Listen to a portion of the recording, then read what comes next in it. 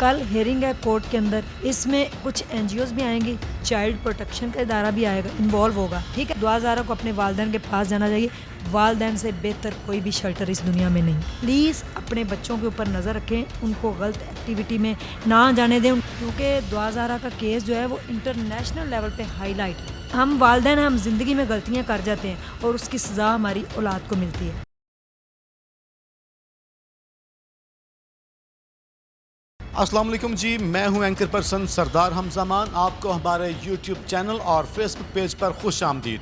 मेरे बाशऊर नाज़रीन कराम, आज हमारे साथ स्ट्रॉन्ग उज़्मा मौजूद हैं जिन्होंने पूरे पाकिस्तान में अपना नाम पैदा किया है। उन्होंने दुआ ज़हरा केस को सॉल्व कर दिया है, दुआ ज़हरा केस को उसके इख्तिताम तक अच्छे अंदाज में पहुँचाया है। और स्ट्रॉन्ग उज़्मा इस टाइम यूट्यूब, फेसबुक, ट्विटर पर टॉप ट्रेंड कर रही हैं। मिलियंस में इनको देखा जा रहा है, इनकी वीडियोस को। मैं बिला तमहीद आपका तारुफ स्ट्रॉन्ग उज़्मा से करवाता हूं। और स्ट्रॉन्ग उज़्मा से हम जानते हैं कि दुआ ज़हरा केस ने पूरे मुल्क को अपनी लपेट में लिए हुआ है और पूरे पाकिस्तान का मीडिया जो है वो उज़्मा स्ट्रॉन्ग आपके पीछे है। आप कैसे दुआ ज़हरा के घर तक पहुंची? जी अस्सलाम वालेकुम। मैं दुआ ज़हरा के घर पर कैसे पहुंची, ये अल्लाह ताला की तरफ से हुआ है। क्योंकि अल्लाह ताला जब आपको कुछ यानी कि कुछ चीज़ों को सॉल्व करना चाहता है ना, तो फिर आपको बड़े मौके दे देता। तो ये मौका मुझे मिला कि मुझे मालिक मकानों का जो है ना वो फ़ोन आया कि दुआ ज़हरा यहाँ पे रह रही है। पहले तो मैंने बिलीव नहीं किया, क्योंकि दुआ ज़हरा का केस जो है वो इंटरनेशनल लेवल पे हाईलाइट है इस टाइम। और कोई भी अगर दुआ ज़हरा के बारे में आपको इन्फॉर्मेशन देगा तो आपको 1000 बार सोचना पड़ेगा। वो इसलिए कि केस बड़ी जगहों पे ये मूव कर रहा था। तो मुझे एक ख़बर मिली कि दुआ ज़हरा हमारे घर में रह रही है, तो मैंने पहले बिलीव नहीं किया। लेकिन उसके बाद मुझे जब उन्होंने कहा कि आप स्ट्रॉन्ग हैं और अपने नाम के साथ स्ट्रॉन्ग लगाती हैं, तो फिर आपको हम हल्फन कह रहे हैं कि दुआ ज़हरा हमारे घर में है, तो मैंने 1000 बार नहीं 2000 बार सोचा होगा जाने के लिए। मेरे बेटे ने मुझे मना किया और फिर मैंने कहा नहीं, मुझे जाना चाहिए। तो मैं सिर्फ दुआ ज़हरा को देखने गई थी, क्योंकि उससे एक दिन पहले मैं जा रही थी बाज़ार के अंदर, तो मेरे दिल में ख्याल आया कि दुआ ज़हरा पता नहीं कहाँ पे है, मैं उसको देखना चाहती हूँ। तो उसी रात मुझे कॉल आई है और फिर मैंने अपनी एक कोलीग को साथ लिया, उनका नाम साइमा शहजाद है। हम दोनों गए हैं। तो मालिक मकान जो थे वो हमारे साथ थे। छोटी सी एक गली है पीछे, उधर 4 कमरे, एक में कोई और बंदा रहता है, वो भी यूनिवर्सिटी में कहीं काम करता है, और बाकी 3 कमरे ज़हीर फैमिली के पास थे। उसके भाई शबीर, कदीर और ज़हीर जो है। हम चले गए हैं तो मालम मकान की औरतें मेरे साथ थी। तो हम अंदर गए हैं तो उन्होंने शबीर की बेगम को कहा कि हमें वो वाला कमरा भी दिखा दें, क्योंकि वो चाहते थे कि वो दिखाना चाहते थे दुआ ज़हरा को। उन्होंने कहा कि हमारे दिल में ये ख्याल आया कि फादर डे के ऊपर जब उसके वालिद साहब रो रहे थे दुआ ज़हरा के, तो उनके दिल में ख्याल आया कि कल को क़यामत के दिन हमने अल्लाह को जवाब देना है कि आपके पास अगर कुछ था तो आपने क्यों नहीं बताया। ठीक है, तो जब उन्होंने दरवाज़ा नॉक किया शबीर की बेगम ने, तो अंदर से दुआ ज़हरा ने दरवाज़ा खोला। पहले उसने पूछा कौन, तो उसने कहा मैं हूँ। तो दरवाज़ा उसने जब ओपन किया तो वो सामने थी और आई वाज शॉक्ड। वो मेरी आँखों के सामने थी और मैंने उसको देखा तो मैं देखते ही रह गई कि ये यहाँ रह रही है इस कमरे के अंदर, इतना शहाना लाइफस्टाइल छोड़ के यहाँ क्यों रह रही है। एक लम्हे के लिए मैंने भी सोचा कि उसके पास मोबाइल भी था और मोबाइल के ऊपर वो पिक्स कोई देख रही, तो चारपाई पे जाके बैठ गई। एक चारपाई थी, साथ कपड़ों का ढेर लगा हुआ था, बर्तन पड़े हुए थे, ये साथ वॉशरूम था, ये वो कमरा था जिसके अंदर वो बैठी हुई थी। सुना है बड़ी हबस थी, बड़ी गर्मी थी उस घर में। जी, क्योंकि वो क्वार्टर टाइप है ना, तो एक खिड़की छोटी सी है, वहाँ से हवा वगैरह क्रॉस हो जाए तो हो जाए, वरना पंखा चल रहा था, उसमें कोई एसी कोई कूलर वगैरह ऐसी चीज़ नहीं थी। तो वहाँ पे वो चारपाई पे बैठ के वो मोबाइल पे तस्वीरें देख रही थी और मैं उसके पास ही खड़ी हुई थी। तो उसकी बहन की तस्वीर गुजरी और उसके वालिद की तस्वीर गुजर रही थी। जब वो यूं यूं कर रही, तो उसको नहीं पता कमरे में कौन आया कौन नहीं। मेरे पास कोई कैमरा नहीं था, कोई मोबाइल नहीं था कि मैं शूट कर सकती जो भी। लेकिन मैंने अपनी कोलीग से कहा, मैंने कहा आप ना छोटी सी वीडियो बना लें, कल को अगर कोई पूछता भी तो हमारे पास प्रूफ हो कि हमने दुआ ज़हरा को देखा। लोग झूठ भी तो बोलते हैं कि नहीं ये झूठा है। ये 1 मिनट ठहरे होंगे उसके कमरे में, 1 से 2 मिनट, हम बाहर आ गए हैं। उनको नहीं शक पड़ा कि क्या है कौन है। लेकिन उससे अगले 2 मिनट के अंदर अंदर शबीर का भाई कदीर उसको फ़ौरन ले गया, बाइक पे बिठा के ऊपर चादर डाली, वो उसको लेके गायब हो गए। क्यों हुए ये हमें भी नहीं पता। तो मैं फिर मालिक मकानों के साथ तकरीबन 2 घंटे वहाँ पे रही। मैंने उनका इंटरव्यू किया कि आपने क्या देखा है, तो वो कह रहे हैं कि ये सारा दिन अपने बाप की जो है ना LCD पे लगा के ऊंची आवाज़ में वीडियोस देखती थी। और जिस दिन उसका लास्ट टाइम इंटरव्यू हुआ है उस दिन भी वो कह रही थी कि मुझे शॉपिंग पे ले जाया जाए, और फिर उसको ब्यूटी पार्लर ले गए, शॉपिंग करवाई, फिर उसका इंटरव्यू हुआ। सारा दिन वो अपने वालिद की वीडियोस देखती थी, जो भी वो नया बयान देते थे। इसका मतलब कि शायद उसके दिल में ख्याल आया, शायद वो पछता रही है, शायद उसने जो भी गलती की है, बच्ची अपनी मर्ज़ी से घर से खुद आई है, लेकिन आगे आके वो कैसे ट्रैप हुई है, क्या हुआ है, इस बात का नहीं पता। तो उसके बाद फिर वो मैं वहाँ से हम आ गए थे, वो उसको ले गए, फिर किसी को नहीं पता। फिर नेक्स्ट डे मैंने देखा तो लोग कुछ कह रहे थे कि दुआ ज़ारा को अगवा करने की कोशिश की गई है, पता नहीं किसने किया है। और मैंने जब इंटरव्यू लगाया तो मालूम का उन्होंने उसके अंदर बताया कि जो उन्होंने बिल्कुल सच बताया, और मैं आज भी हल्फन ये कह रही हूँ कि बिल्कुल उन्होंने हक़ और सच की आवाज़ को बुलंद किया, और मैंने भी सच का साथ दिया, क्योंकि मैं वैसे ही भलाई के काम छोटे मोटे करती रहती हूँ, तो ये भी मुझे लगा कि एक भलाई का काम है। इसलिए कि जब मैं दुआ ज़ारा की अम्मी से मिल के आई थी लास्ट टाइम तो बहुत रोई थी, और उन्होंने अपनी बेटी को पैगाम भी दिया था, तो मन्नत भी एक मानी थी, शायद अल्लाह ने वो पूरी की है। पूरी दुनिया ने यानी कि ढूंढा दुआ ज़ारा को, बड़े बड़े एंकर्स, बड़े बड़े यूट्यूबर्स, लेकिन मुझे ये मौका क्यों मिला, ये अल्लाह ताला की तरफ से हुआ है।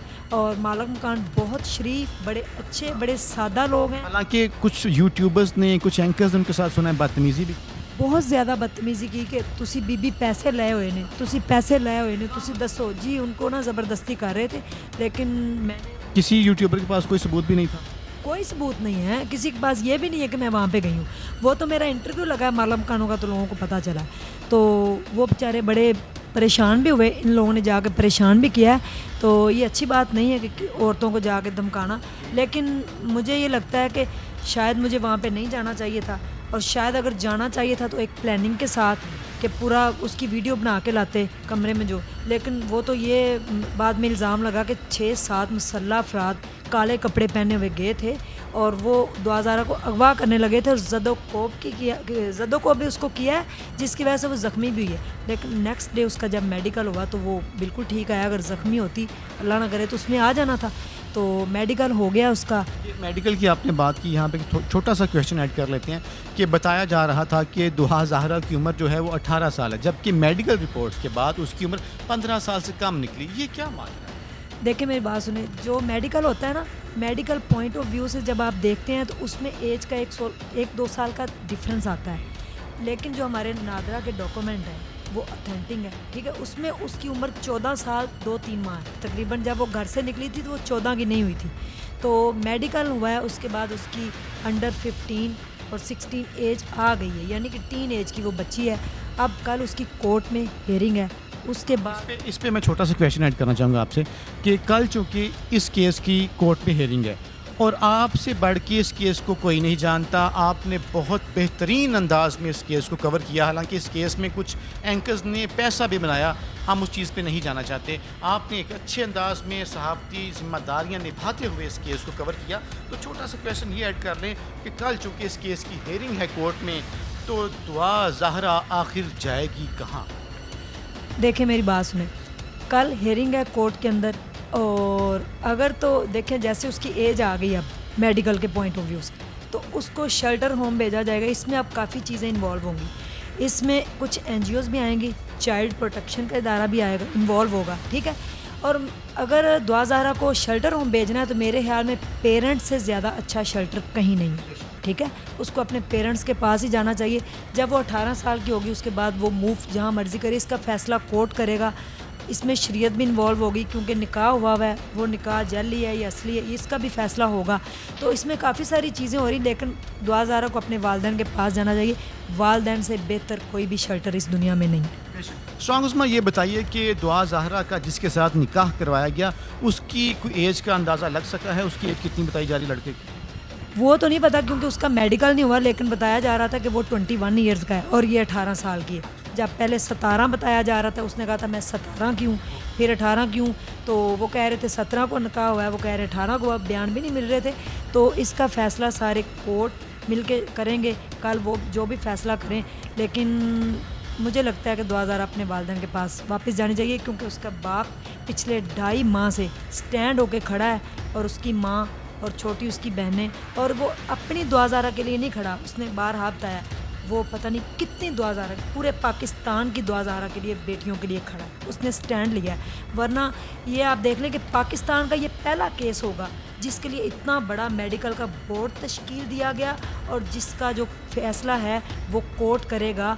ये यानी कि जो कोर्ट मैरिज है, इसके अगेंस्ट या इसके हक़ में जो भी फैसला करेगी, ये पाकिस्तान का सबसे बड़ा और पहला केस आया है।